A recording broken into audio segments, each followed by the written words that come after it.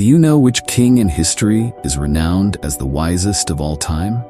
A man who possessed immense treasures, built the most magnificent temple of the ancient world, and was revered by the most powerful kings and rulers? That would be Solomon, the third king of the ancient kingdom of Israel. But before becoming a legendary king, Solomon's origins were steeped in tragedy and controversy. His parents, King David and Bathsheba, had a scandalous affair that shook the entire kingdom. According to the second book of Samuel, chapter 11, David committed adultery with Bathsheba and then arranged for her husband Uriah the Hittite to be killed in battle. Their first child died just 7 days after birth as a punishment from God. Solomon was born afterward, in an atmosphere of repentance and atonement. Amazingly, God still chose Solomon to succeed the throne, even though he had many older brothers. In the first book of Chronicles, chapter 22, verses 9 to 10, God said to David, "Behold, a son shall be born to you, who shall be a man of rest, and I will give him rest from all his enemies round about. His name shall be Solomon. He shall build a house for my name." However, Solomon's path to the throne was not easy. Adonijah, his oldest surviving brother, declared himself king when David was old. In this critical moment, the prophet Nathan and Bathsheba acted decisively. They reminded David of his previous promise to Solomon, leading to one of the most dramatic moments in ancient Israel's history. According to the first book of Kings, chapter 1, David ordered the priest Zadok, the prophet Nathan, and the court officials to take Solomon to the Gihon spring. There they anointed him king amid the loud cheers of the people. When Adonijah and his supporters heard this, they fled in terror, marking Solomon's first bloodless victory. But what set Solomon apart was not how he ascended to the throne, but what he did afterward. In a dream at Gibeon, God appeared and asked, "What do you want me to give you?" Instead of asking for wealth or power, Solomon pleased God with his answer in the first book of Kings, chapter 3, verse 9. "Give your servant a discerning heart to govern your people, and to distinguish between right and wrong." God granted Solomon not only unparalleled wisdom, but also what he did not ask for, wealth and fame. This promise ushered in an unprecedented golden age in Israel's history, with achievements and mysteries that continue to astonish people to this day. From the early days of his reign, Solomon demonstrated extraordinary administrative talent.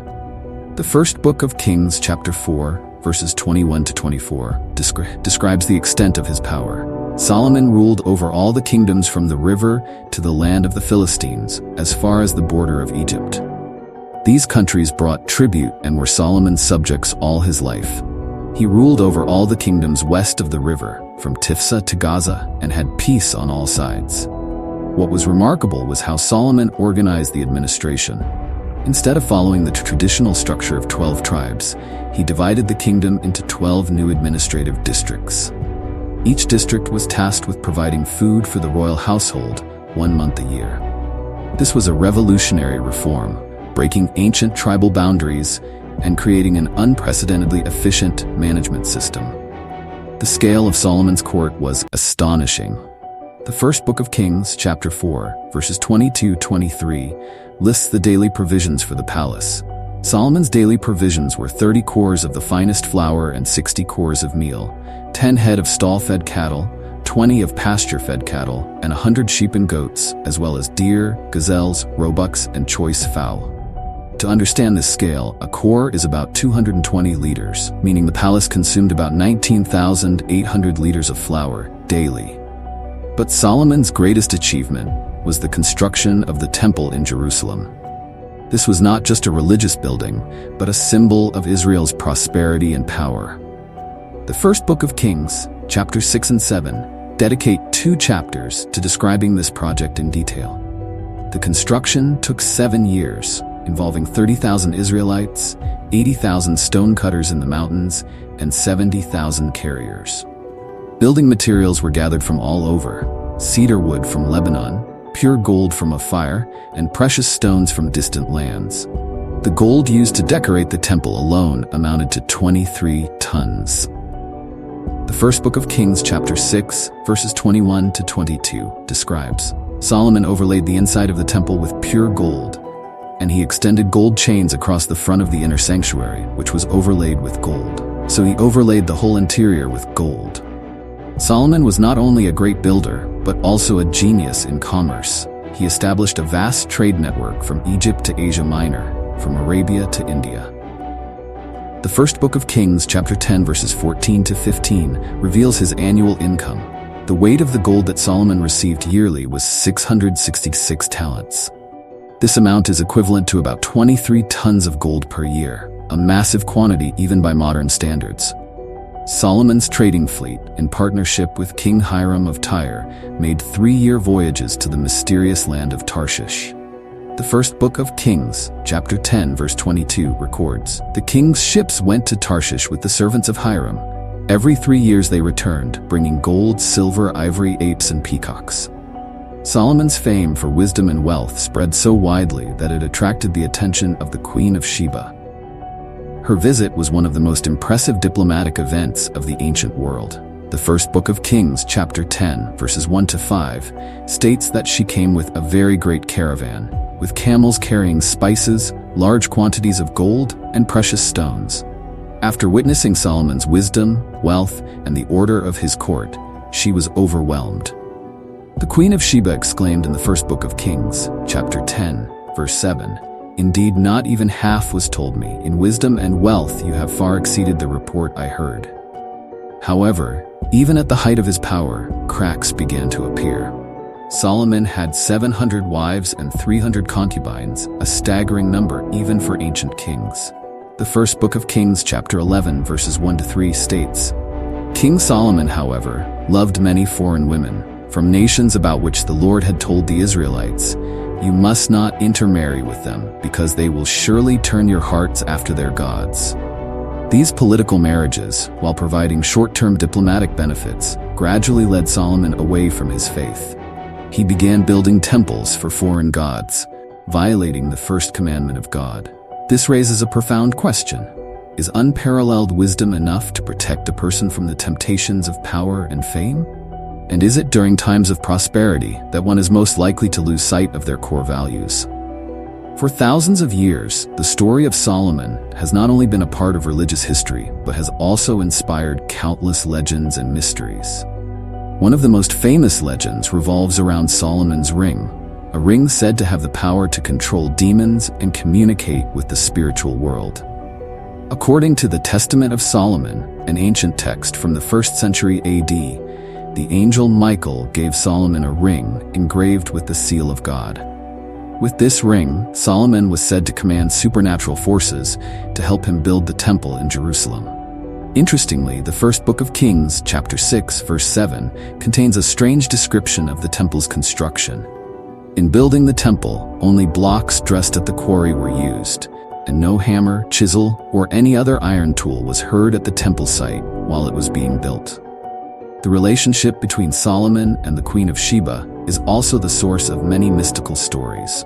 While the Bible simply describes her visit, Ethiopian tradition has a much more complex story. According to the Kebra Nagast, the national epic of Ethiopia, the Queen of Sheba, known as Makeda, had a son with Solomon, who later became Emperor Menelik I of Ethiopia. The riddles the Queen of Sheba used to test Solomon have also sparked much speculation. The first book of Kings, chapter 10, verse 3 briefly states, "Solomon answered all her questions. Nothing was too hard for the king to explain to her." But ancient Jewish traditions have preserved some of these riddles, such as the question about 7 men coming out of 1 man, 3 going in, and 4 coming out. Answer: the 7 days of the week, the 3 months of winter, and the 4 seasons of the year. One of the biggest controversies about Solomon concerns the true scale of his kingdom. Archaeologists have searched for evidence of Israel's golden age under Solomon, but the results remain contentious. At Megiddo, one of Solomon's key cities, archaeologists have discovered large stables consistent with the description in the first book of Kings, chapter 4, verse 26. Solomon had 4,000 stalls for chariot horses and 12,000 horses. However, perhaps the most controversial aspect is Solomon's 700 wives and 300 concubines. The first book of Kings, chapter 11, verse 3 adds, "His wives led him astray." Many scholars believe this could be a symbolic number, representing Solomon's greatness, while others think it was part of a complex diplomatic strategy. Another mystery surrounds Solomon's treasure. According to the first book of Kings, chapter 10, verse 27, the king made silver as common in Jerusalem as stones, and cedar as plentiful as sycamore fig trees in the foothills. But after the temple was destroyed in 587 BC, no one knows where this immense wealth went. This has led to countless theories and centuries-long searches. Ancient texts outside the Bible also mention Solomon with special reverence. The Povest Vremeni Let, a 12th century Russian chronicle, compares Russian princes to Solomon in wisdom. Meanwhile, the Quran of Islam refers to Solomon, Suleiman, as one of the important prophets, capable of understanding the speech of birds and controlling the wind. A lesser-known aspect of Solomon is his role in ancient medicine. The first book of Kings, chapter 4, verse 33, notes, "He spoke about plant life, from the cedar of Lebanon to the hyssop that grows out of walls." Many scholars believe this was not just botanical knowledge, but also included the use of plants in healing. Recent archaeological discoveries have raised new questions about Solomon's era. In Jerusalem, archaeologists have found massive city walls believed to be from Solomon's time, but their dating remains controversial. Similarly, the discovery of copper mines in the Timnah Valley, Israel, has bolstered records of large-scale mining activities under Solomon. But perhaps the greatest mystery about Solomon is not the mystical stories or lost treasures, but the transformation of his soul. How could a man granted unparalleled wisdom by God abandon his faith?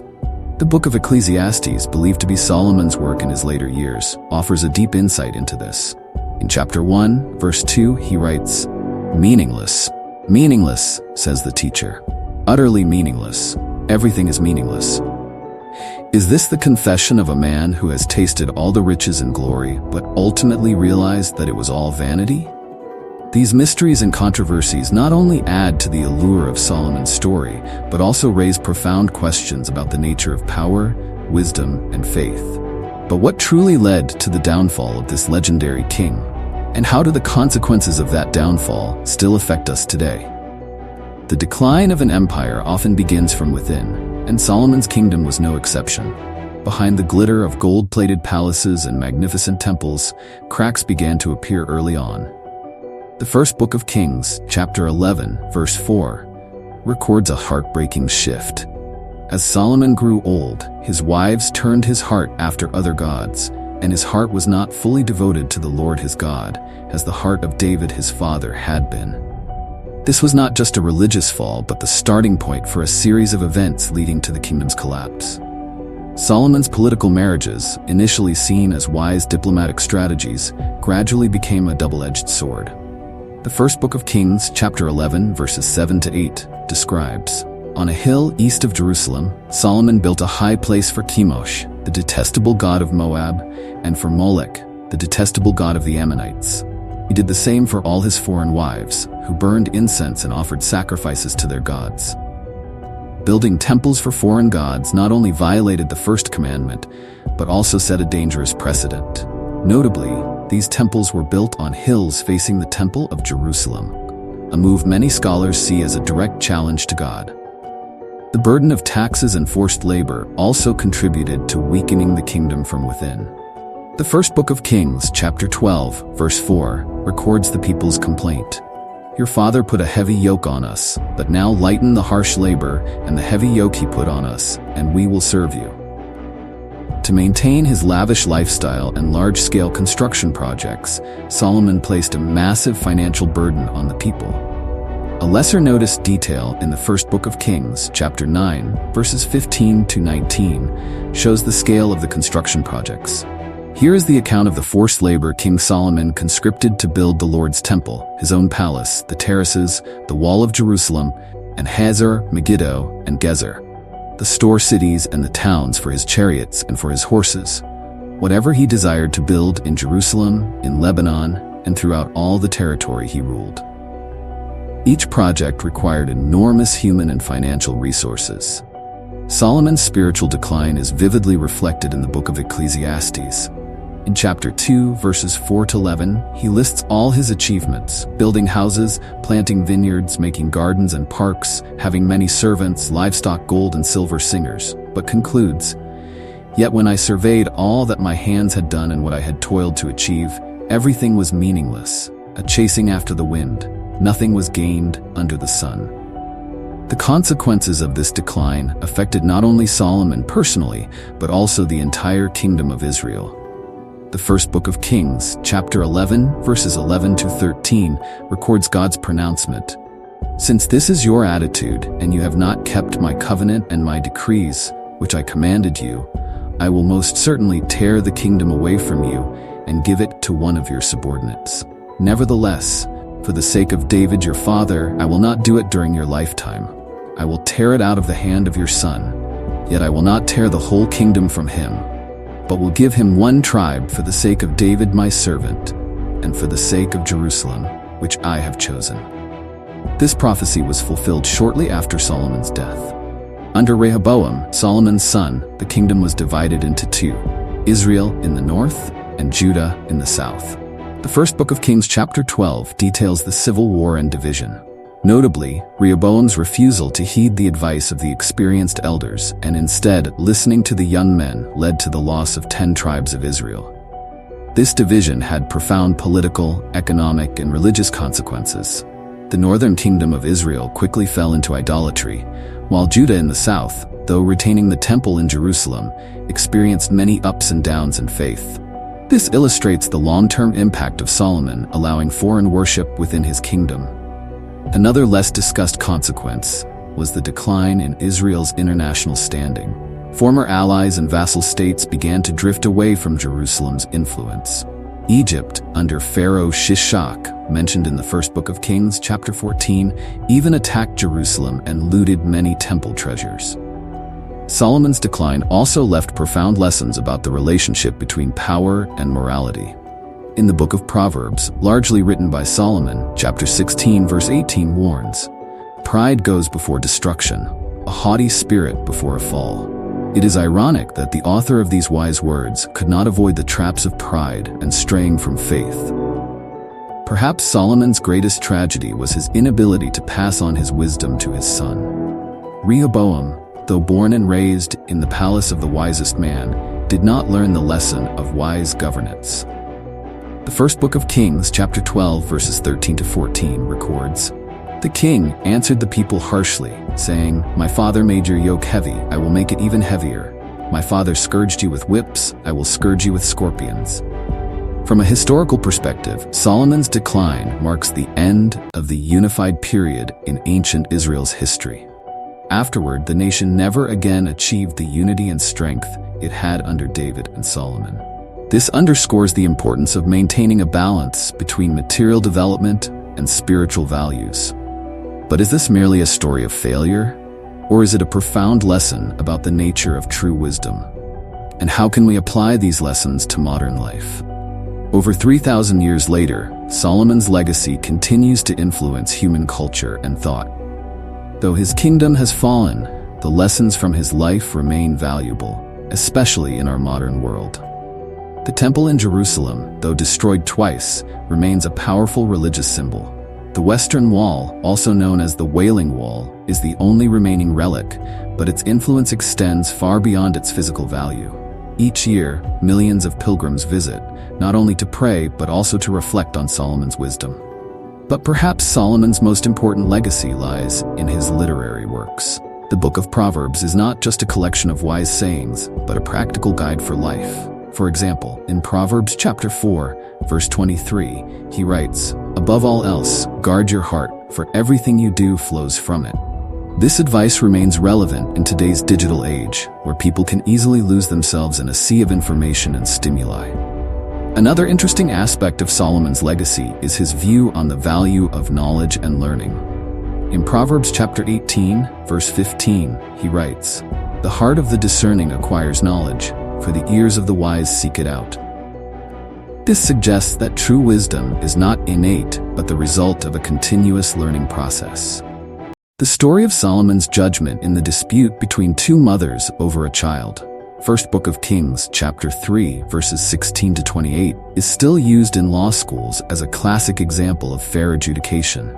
His method, using psychology to uncover the truth, demonstrates that wisdom is not just book knowledge but also the ability to understand human nature.